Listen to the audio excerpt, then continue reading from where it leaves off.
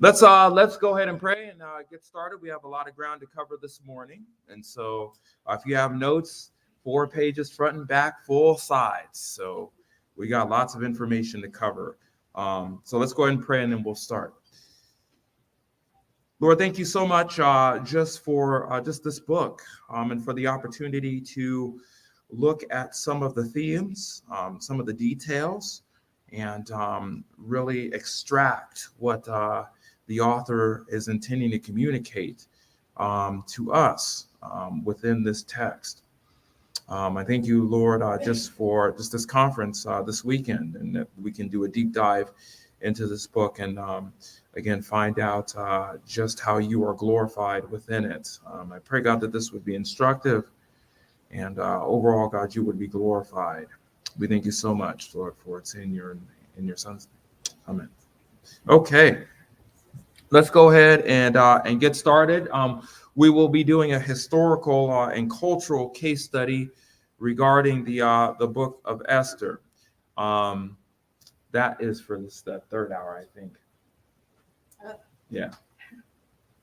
We're out. Okay. Which is a good thing, because usually we have extras over there, but that's cool. Normally, when we talk about or go through a certain book, Will and I do this often, we tend to follow a certain methodology.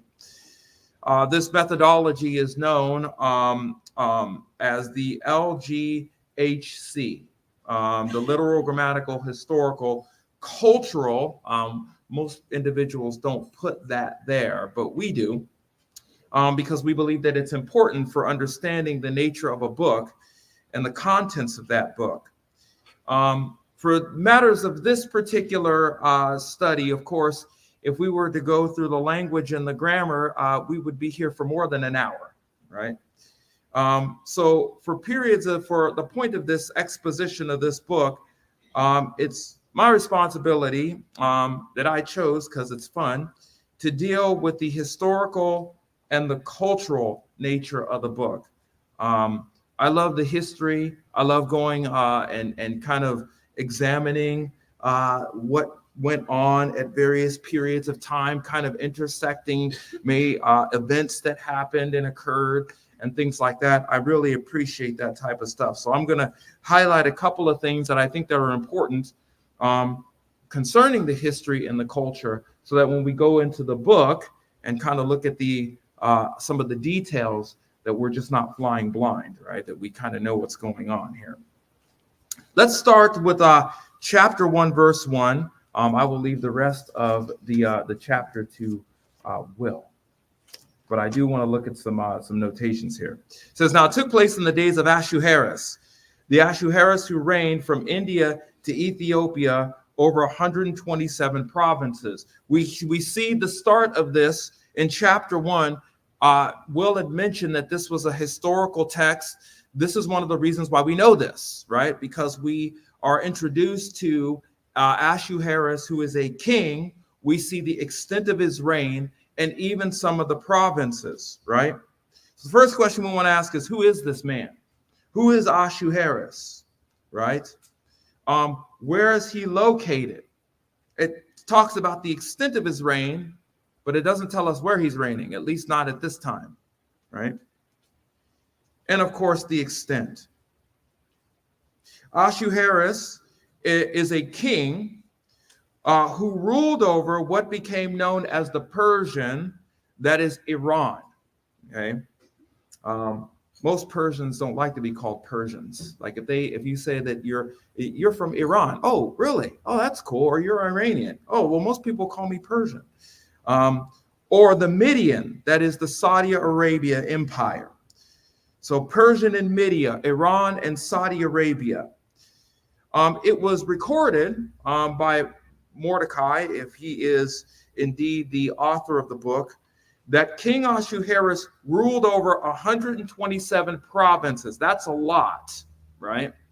I would say that the translation, they're not necessarily provinces. They're more like district towns or district cities scattered throughout the empire, okay?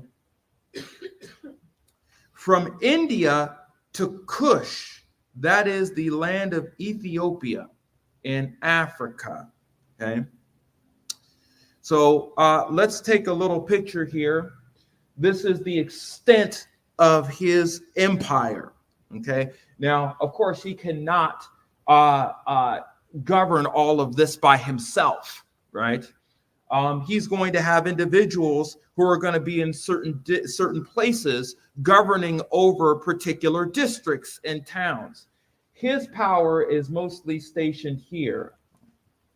Is this working? This isn't working. It's there. There it is. This is kind of the extent of his power here, right next to the ancient road, right? So you have those cities there surrounded by the ancient road, right, that carries messages and goods and things like that. So this is the extent of where his reign is, right? And then you have other individuals who are kind of ruling in all of these particular areas here. Okay. Now, these 127 district towns or district cities were made up of 23 what is known as dahayavas.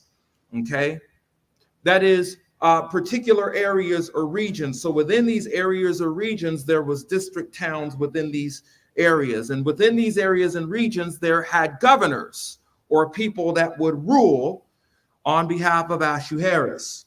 Okay, they were spread all over the Babylonian Empire, and it's more than likely that Ahasuerus inherited these lands from Darius, his father. We will talk about him in a little bit.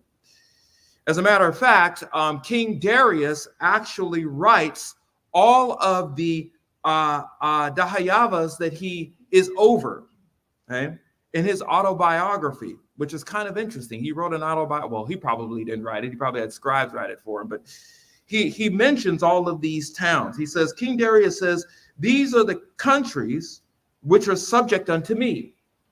And by the grace of Ahura Mazda, we'll talk about that individual in a minute, I became king of them: Persia, Elam, Babylonia, Assyria, Arabia, Egypt, the countries by the sea, which are known as Sicilia, Phoenicia, Palestina, which is Israel, okay, Cyprus, Lydia, the Greeks, Media, Armenia, Cappadocia, Parthia, Dragania, Aria, Charismia, and all of the other places that are surrounded there. So within these 23 districts, or these 23 regions, you have collectively 127 district towns, okay, that Ahasuerus is over, and that he has governing authorities overseeing those individuals, okay?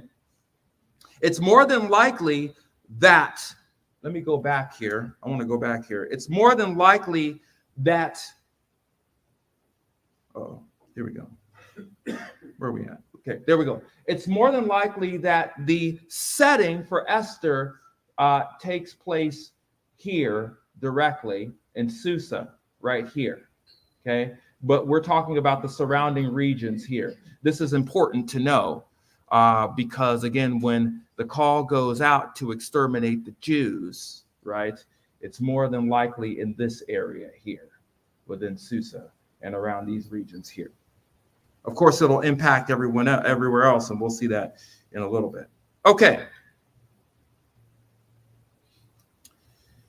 So, King Ahasuerus was a king who ruled over what became known as the Iran and Saudi Arabia Empire, or the Persian Median Empire, right? To make matters more confusing, it would seem that King Ahasuerus had several descriptors that he was known by. So if we are reading the Hebrew text, we see King Ahasuerus. However, if you read the Septuagint, his name is Artaxerxes. Why is that? Well, let's take a look here. This is the name in Hebrew, Ahasuerus. This word occurs 32 times in the Hebrew scriptures. It appears 30 times in the book of Esther. You would be surprised to know where the other two are found: in the book of Daniel. which we will be going over next week. We're going to start that next week. This is a Hebrew word. It's of Iranian, not Iraqi, but Iranian origin. The Hebrew word means prince, head, or chief, right? So he is the preeminent ruler of this empire. This also kind of underscores that there were other people that were ruling in other areas, but he is the chief ruler of this entire empire, right? Of course, the son of Darius. In the Greek scriptures, that is the Septuagint, the Greek translation of the Hebrew scriptures, this is his name here, Artaxerxes. Again, this Greek word occurs again where the word Ahasuerus is named, right, in Esther, okay? This Greek word, particularly Artaxerxes, was also influenced by the Old Persian language. Now, the Old Persian language is absolutely fascinating. I spent about a good 15 to 20 minutes, maybe a little more than that, looking at different words and symbols. That is the Old Persian language right here. Oh, that's so cool. To take some of those words and translate them, again, the Septuagint uses this word here and translates it from essentially the Old Persian word here, which means whose rule is truth. So Artaxerxes, basically, his name means whose rule is truth, the Old Persian name here. Okay.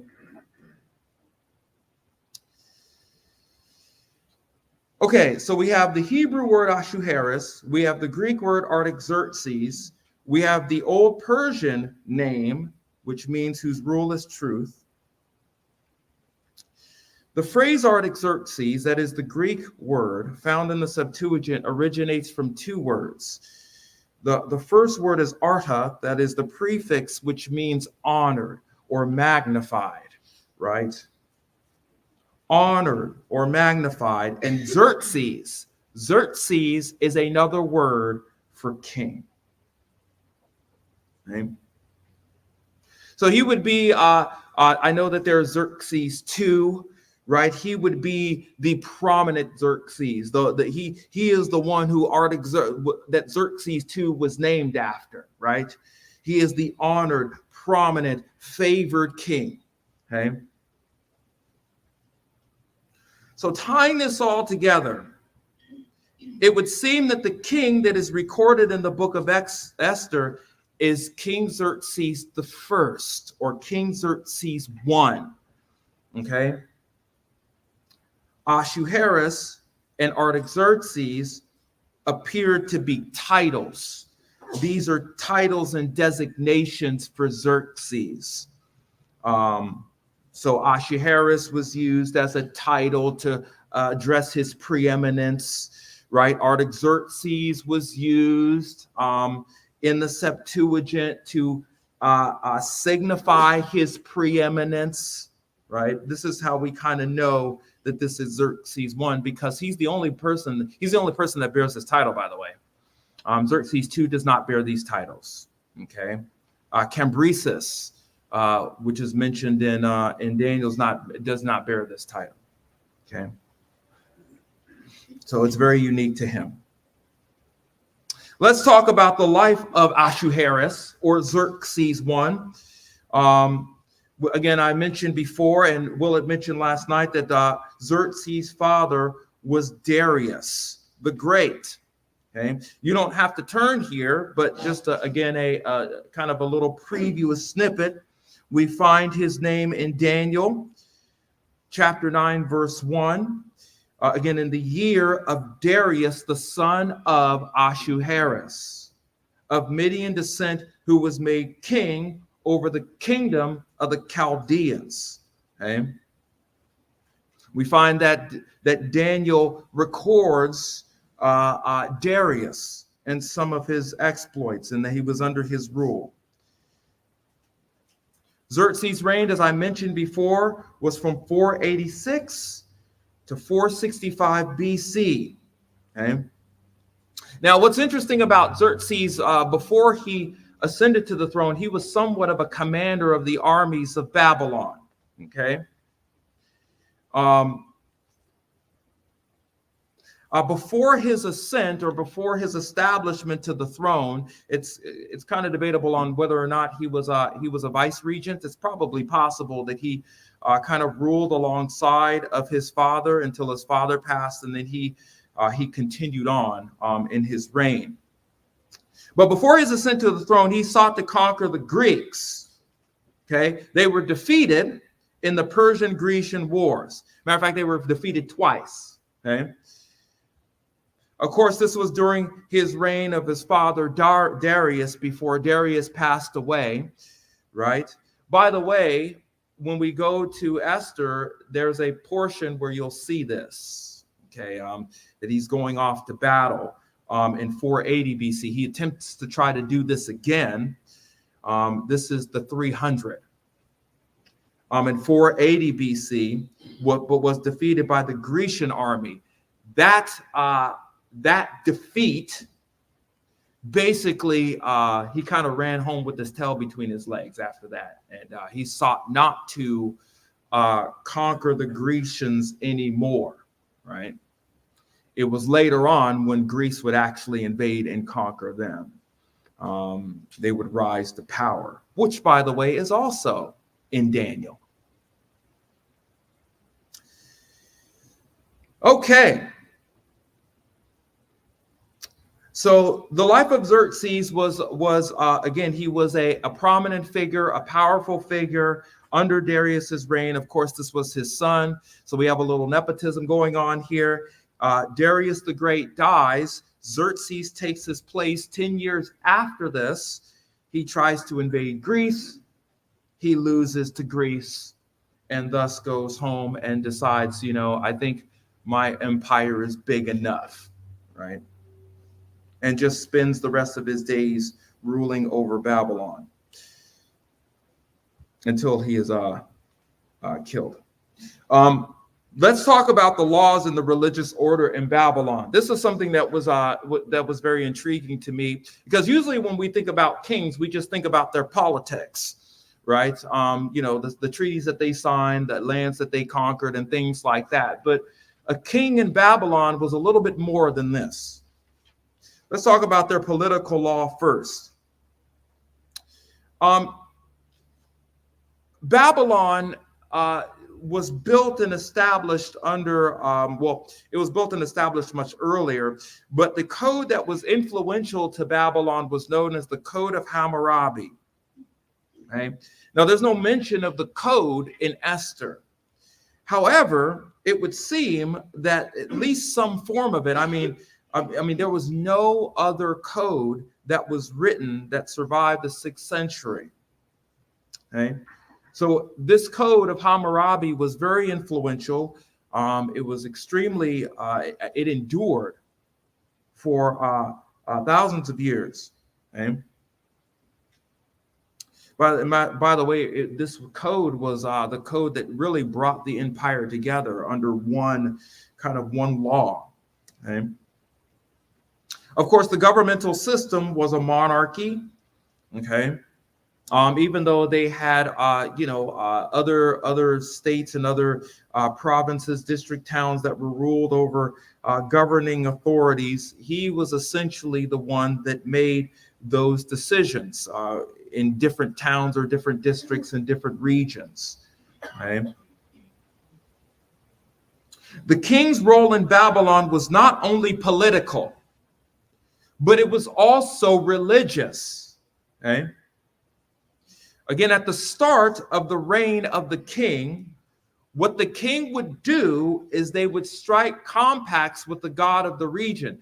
It would not even be so, it wouldn't even be out of the ordinary for the king to travel to different regions and make sacrifices and dedications in that region.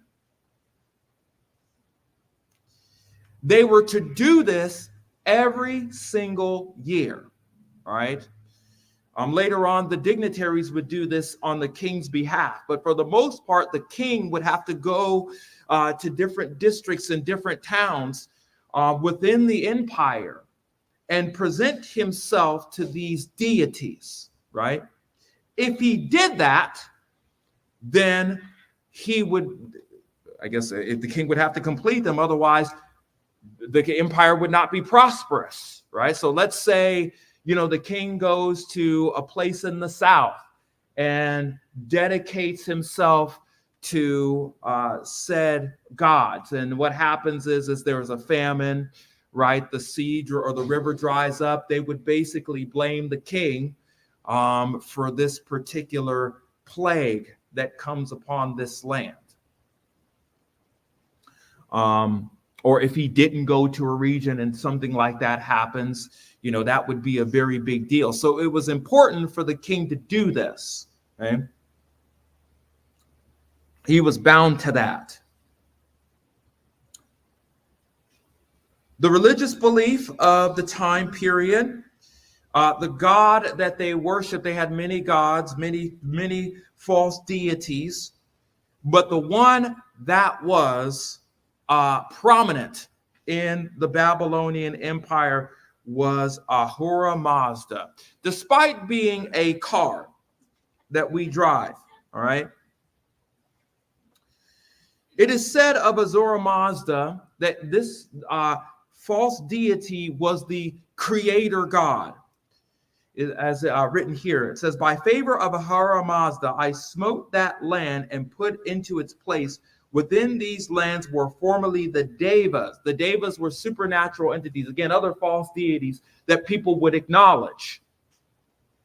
Again, once a land gets conquered, those false deities get adopted into the culture. That's what happens, right? King Darius, in his rule, decided to acknowledge Ahura Mazda, right? And so because of that, everyone else acknowledged Ahura Mazda, right? So you couldn't acknowledge the Devas because they were no longer in power. Instead, you had to acknowledge this false deity here. "Afterward, by favor of Ahura Mazda, I destroyed the community of the Devas and proclaimed, the Devas you shall not worship. Where formerly the Devas were worshipped, there I worshipped Ahura Mazda and the holy Arta." Again, when a land gets conquered, those gods get conquered along with it, right? And you end up worshiping Ahura Mazda, right? So now we have to ask another question. Who is Ahura Mazda? Well, we know it's a false deity, and we know it's the creator god, but let's give a little bit of brief background of Ahura Mazda. His name comes from two Iranian Indonesian words, Ahura meaning Lord or king, and Mazda meaning wise, right? So in essence, he's known as the wise Lord or wise king, right? He was the god of the sky, which is why he has these wings here. He is like in the formation of a bird, right? And so he is the god of the sky, right? And because of that, since he's the god of the sky, he makes everything grow. He makes everything grow. He puts the sun in the sky. I mean, he's got the stars. I mean, he is Ahura Mazda, the wise Lord. He's the one that creates the sky, causes the plants to grow. The rain falls and allows the waters in the rivers, right? Things like that.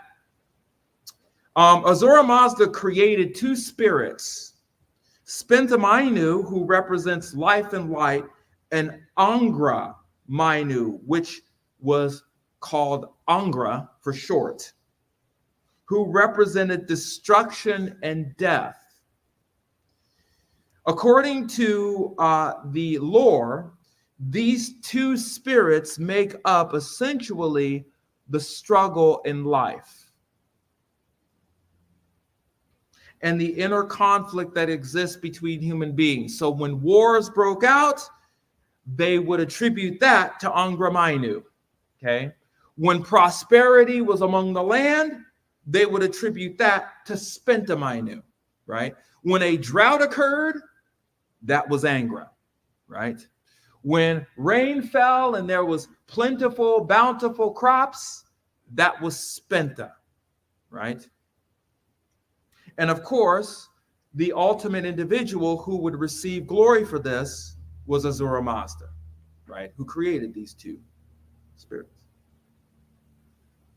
So it's possible, and I would say actual, that Xerxes believed in Ahura Mazda because Darius, his dad, believed in Ahura Mazda. And this was kind of the psychological thinking at the time during Xerxes' rule. Okay, let's talk about the citadel of Susa. This is mentioned as well in the book of Esther, and where it was located, and some of the foundations and the amazing architecture of this place. I mean, this place, we don't build like this anymore. It's incredible. Let's look at the archaeological dig. We will go through each of these numbers here and talk about these areas and regions, because all of these areas and regions are located in Esther. Okay, all of them. Okay, from 1 to 5. Okay, which is kind of fun. In the background, you could see the city there, and within this place, we have the archaeological. Now, these walls or these little ridges here, these were not part of the original citadel. These were actually built to protect it. Okay, so we can go there now and look, and they'll have these small little walls there, so that you'll be able to see and distinguish different rooms and things like that. Let's start with number 1. Okay. Area number 1 is the courtyard of the city of the citadel of Susa. This is the place where the king would gather for celebrations. They would gather for events, services, things like that. This was also where the king's gardens and other precious and valuable effects were located. Okay, it was the courtyard. This was kind of the king's place where he would walk and would think. He also had lots of parties. As a matter of fact, the details of the courtyard are found in Esther 1. Okay. This place is, I mean, there's lots of pictures online of some of the details of what they might thought it would look like. But this thing is amazing. Okay. This right here on the left-hand side is a column. Okay. It is a small piece of the column that was found there. Okay. Along with these horses. You can see them. Well, you can't really see them here, but you'll see that there's kind of a rendering here of these columns here, and then these pillars, right? It kind of matches this. This is found, by the way, in Europe at the Louvre. One of these columns, these are one of these columns from the courtyard in Susa. These columns were 20 meters or 70 feet tall. That is incredible. Okay? How did they build that? And I mean, and it's thick too. I mean, this is no.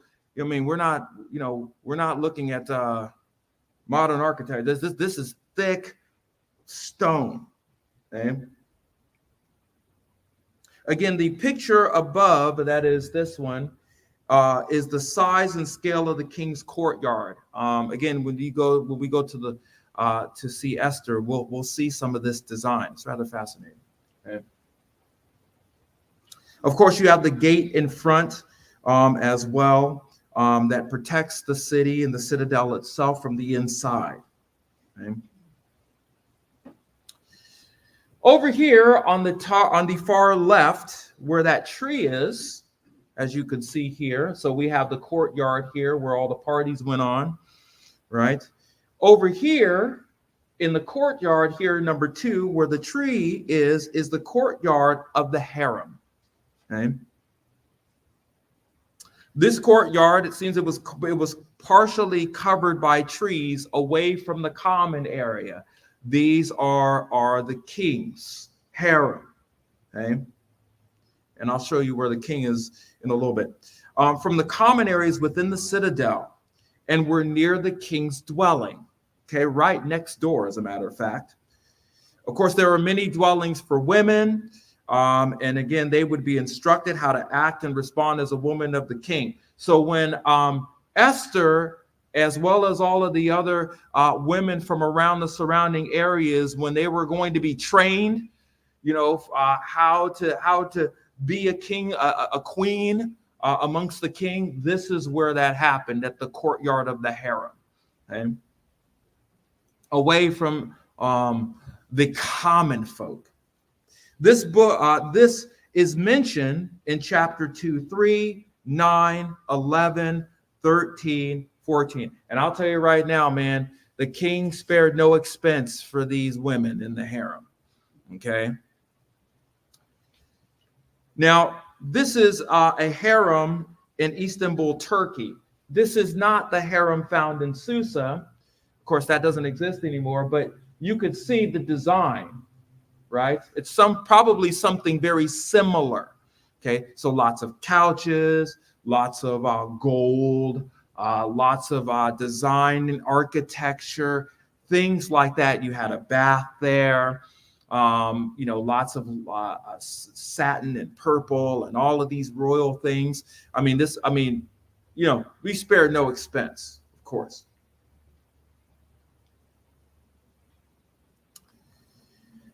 Okay, let's take a look at area number 3. Okay. Area number 3 in this citadel is known as the second courtyard.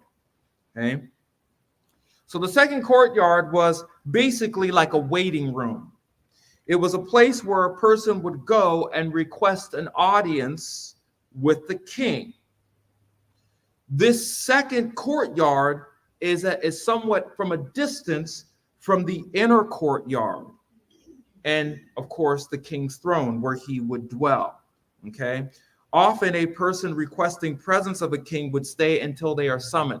This is what makes the book of Esther, when she goes before the king, very tense, because she has to go through a process of a couple rooms. It doesn't mention that within the text itself, but she has to go through a couple of rooms to get to him. Okay.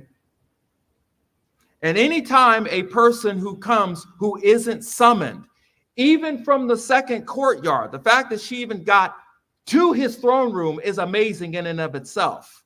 Because within these courtyards, the second courtyard and the inner courtyard, which we'll look at, there are guards there. Okay. If you're not summoned, he can just snap his finger and you're done. Okay. From any of these courtyards.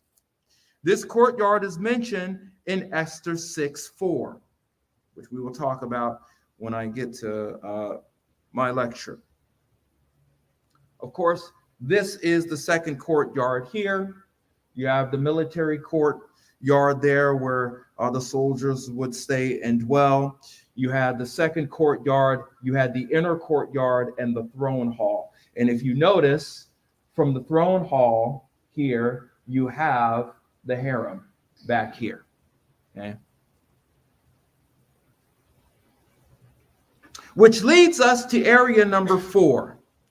Area number 4, where that lovely tree is the inner courtyard.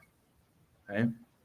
So right next to 3, you would possibly walk through here, right, or walk around here and go in here to the inner courtyard to area 5.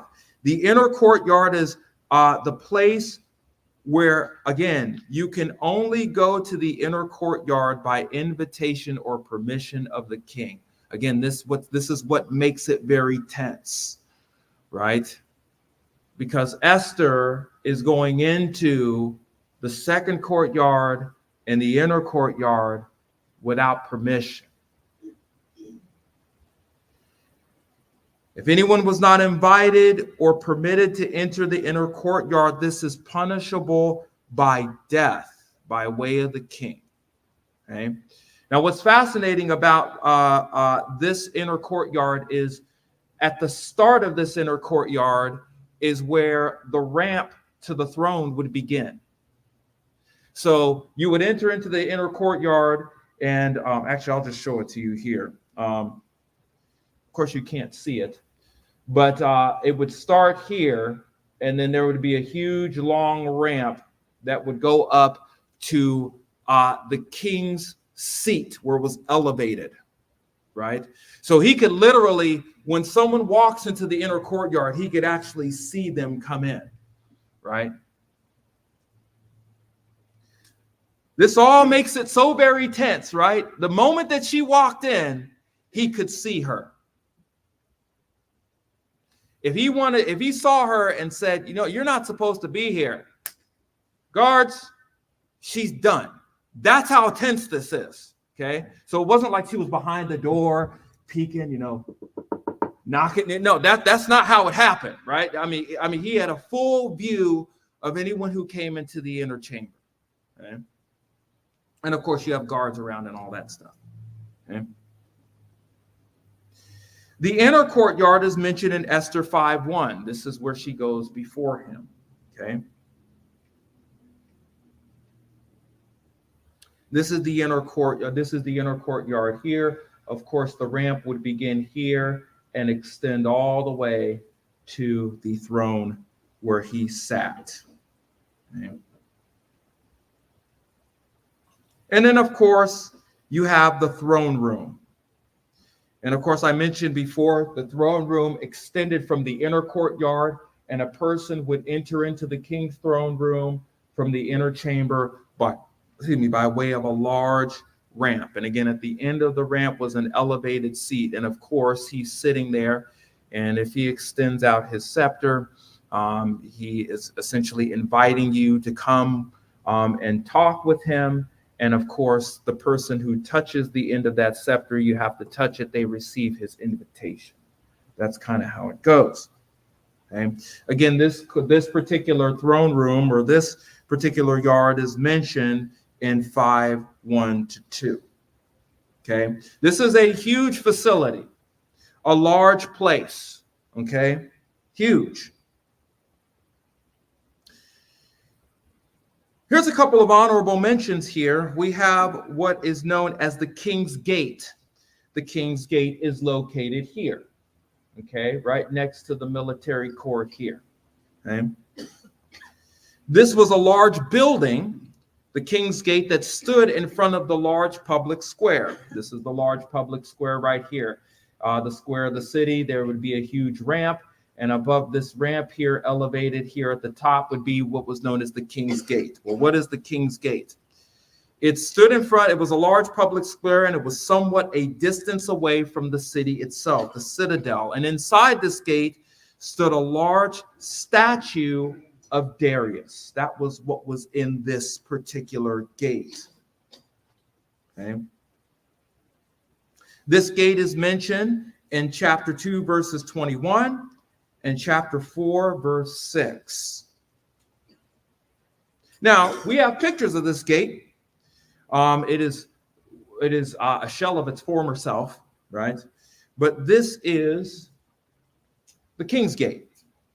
So people would either go through this gate, they would enter in, and within this particular place, you would see a picture or a statue of Darius, right? Xerxes' father. Okay?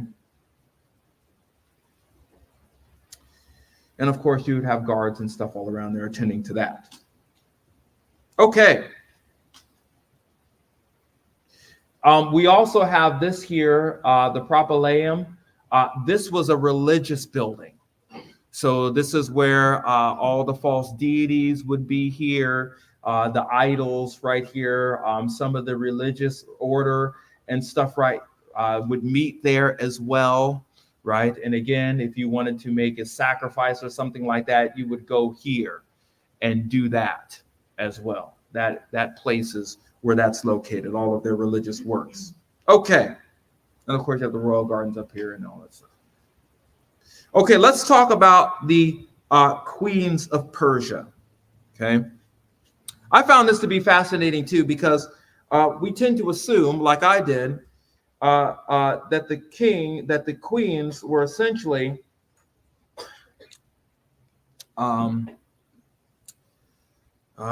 was going to say something, but I'm not going to. Let's just say they were there for entertainment purposes, right? But they had more responsibility than just that, okay?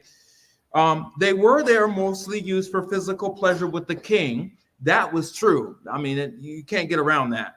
However, they did have other responsibilities as well. Now, this is not mentioned in Esther, but this cultural influence is definitely surrounding this, and this even makes the historical account even more amazing. First of all, the queens of Persia had influential social and political power, okay? And influence. This is probably one of the reasons, this is the reason why Mordecai appeals to Esther, because she does have social influence and political power, okay? Will mentioned this last night, that Queen Vashti was probably a political marriage. So Queen Vashti was from another land. He married her. That instilled peace between them, right? Some of the queens of Persia would even maintain the wealth and resources of the kingdom itself, okay? Which again is fascinating, right? Because at least I tend to believe that the queens were just there for chattel, like, you just use them up and then you pass them on. But they actually are given responsibility. Okay? They are taught the culture and the customs of the king. They are taught strategy. So these women are the cream of the crop, so to speak. They're not just beautiful, but they are also very intelligent, which lends again to the point that Will said last night, that the idea for her to go before the king came from her, right? That you had to be very, very intelligent. You couldn't be a Twitter girl and be no, that's not happening. Okay. The queens. This is interesting. This next point. So of course, Xerxes had queens, right? Queens plural, but he also had concubines. They would be located in the harem. Okay. Concubines were most often non-Persian. They were from other places. Okay. And they were more than likely not customary to marry the king. This is very fascinating to me, because Esther is a Jew. She's not Persian. Very fascinating. They were still considered in high standing due to the fact that they belonged to the king. So even though concubines did not have the status of a queen, they were still considered very valuable to the king, which is why they were right next door to his throne, right? They were well protected. They were well guarded. They were well served, okay?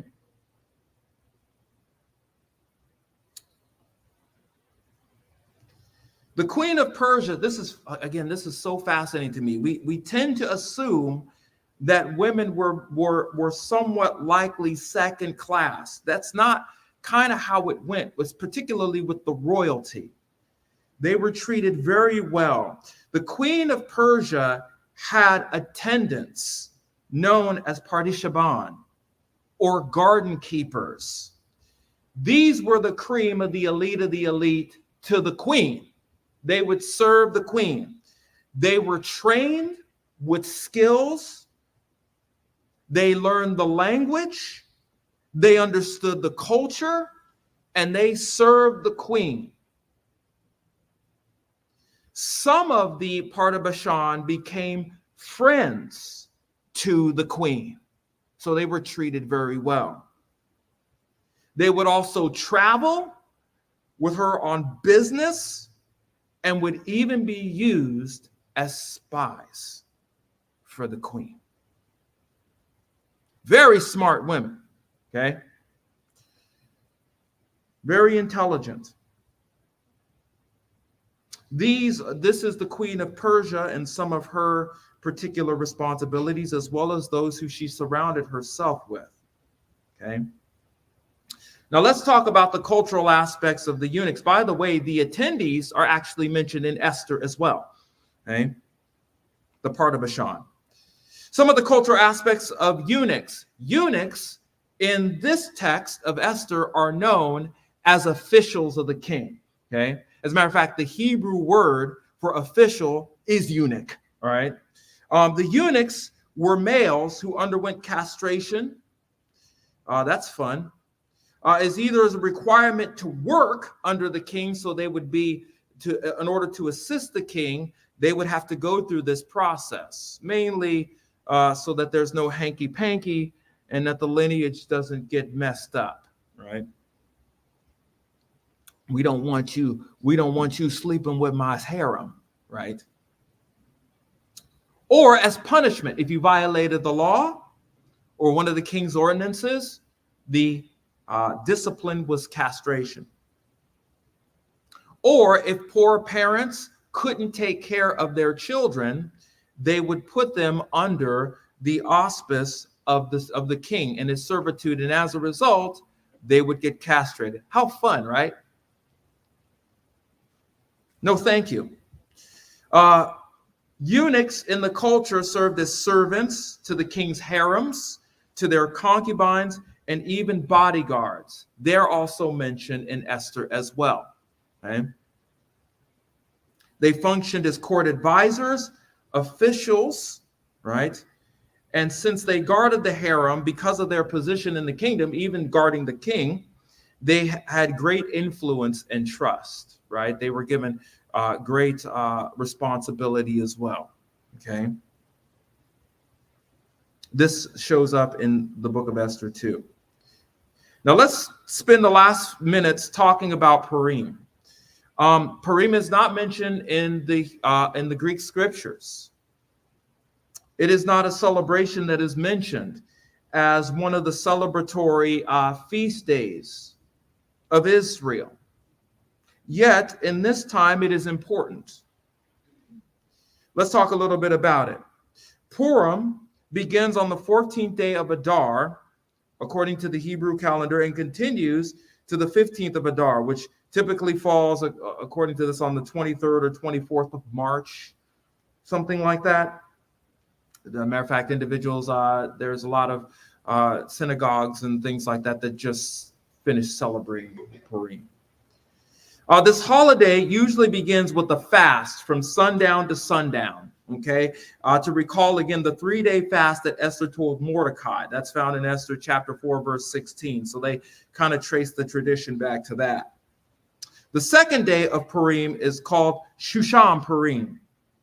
Shushan comes from the modern city of Shusha, where the extra day was celebrated. This is found in Esther chapter 9, that modern city or that town, Shusha. Okay. Purim comes from the Hebrew word pour, okay? Pour.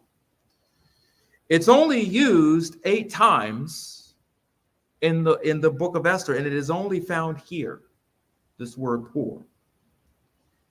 It means lot or piece, okay? Like a piece of something. Purim essentially is a celebration of the lot that was cast against Haman. So Haman cast lots, or again, casted a lot to exterminate Israel. And then a lot was cast to exterminate him, right? So that's kind of the idea of Purim. It's the celebration of lot casting, or the celebration of lots, essentially. Okay.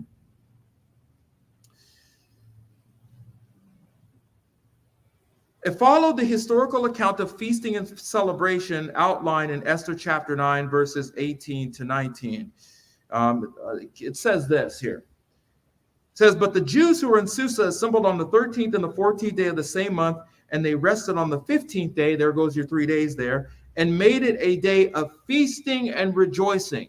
So Purim is focused on that. Lots of eating, lots of dancing, lots of music. When my wife and I attended a Messianic synagogue a while back, we went to. I mean, it's live, man. I mean, it's popping. Okay, lots of dancing, lots of partying, lots of laughing, lots of rejoicing. Those who live in rural towns make the 14th day month of Adar a holiday for rejoicing and feasting and sending portions of food to one another. Okay. Let's start with the feasting. The feasting aspect of Purim is recalled through the festive meal known as the Sudah. This meal, again, would take place at a home with family and friends. So it starts off with individuals coming, they're having a meal together. There's lots of talking, lots of hanging out. This is after the feast, after the fast day, okay? Or at the local synagogue. This thinking and attitude of eating continues throughout the entire day. That's probably why it's a good time to fast the day before, because you're going to be doing a lot of eating, right? A lot of eating, okay? The Hamat Hashem, okay, are cookies. These are the example of the Hamat Hashem right here.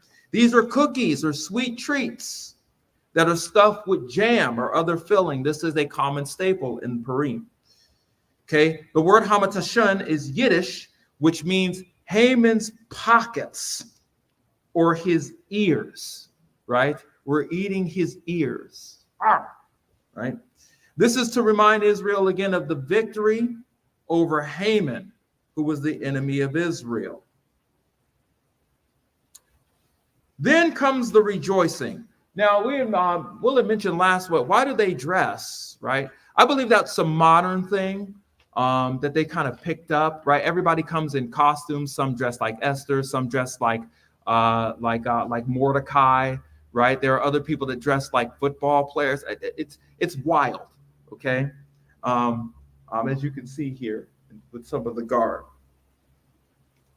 It's a part of that. They just kind of adopted that in this modern time. That was not part of the recognition of Purim, particularly during the book of Esther. This attitude of rejoicing, again, is placed on full display. Family, friends dress up in costume and read the account of Esther as a family. Okay, so they would read it as a family, and then they would go to the synagogue and have it read there. And I mean, you want to talk about a celebration at the synagogue.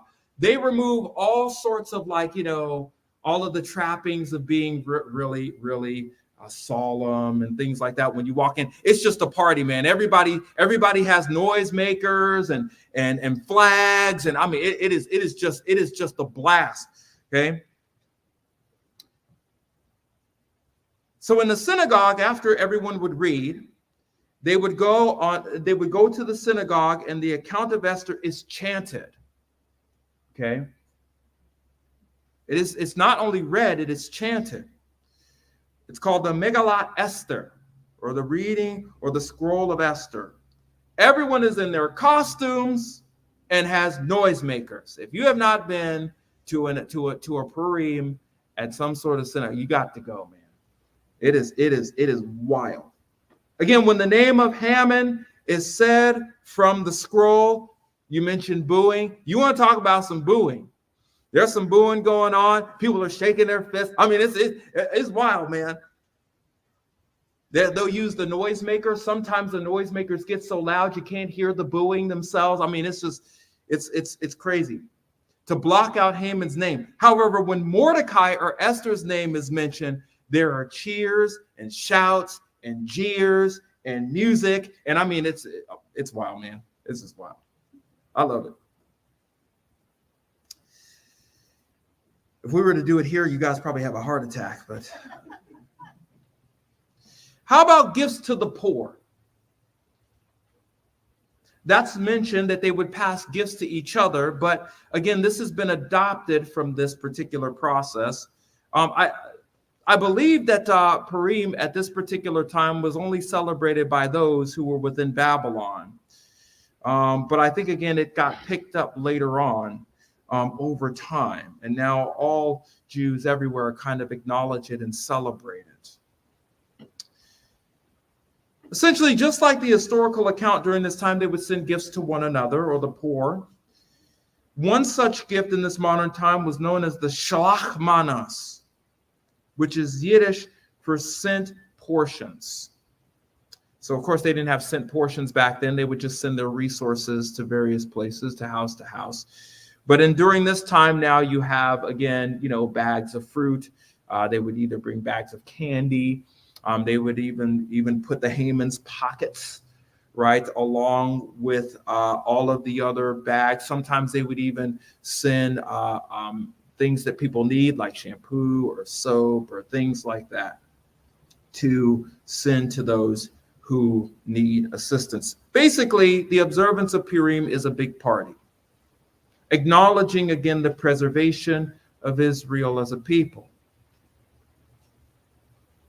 And it is recognized that individuals, because they have survived as a people, particularly in this time, that to be generous is a good thing, right?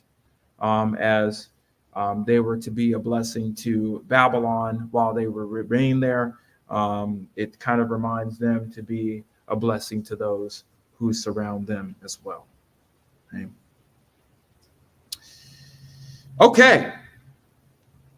That concludes a historical and cultural case study of Esther and some of the things that are running behind the scenes of the hood of the car here.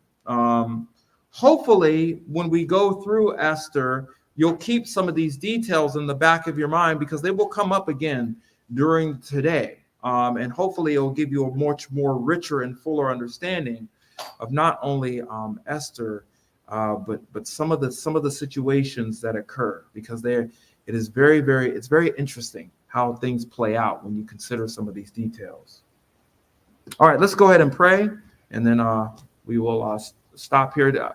Do I pray and ask questions, or is that how it goes? We don't have time. We don't have time. Thank God. There you go. All right, let's go ahead and pray, and then we'll close out. Lord, thank you so much for who you are. Thank you for that these accounts are not fantasy or made up, but that we can see the historical markers and the archaeological digs and the individuals that gave us information regarding the culture of that time period, so that we can have a fuller understanding of the book when we dive into it. Thank you again so much for individuals who have labored well and hard to express this, so that we, again, can see this book more clearly. May we continue, Lord, to ponder this historical account, and the nature of it, and all the important facts that surround this history. We love you so much, for it's in your Son's name.